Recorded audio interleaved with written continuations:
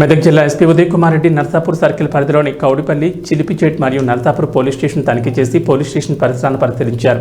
అక్కడి పోలీస్ సిబ్బంది నిర్వహిస్తున్న విధులను సంబంధిత ఎస్ఐలు ఎస్పీకి వివరించారు. ఈ తనిఖీలో భాగంగా కౌడిపల్లి పోలీస్ స్టేషన్ చేరుకున్న ఎస్పీ ఉదయ్ కుమార్ రెడ్డికి Narsapur circle inspector John Reddy పూలమొక్కను అందజేసి స్వాగతం పలికారు.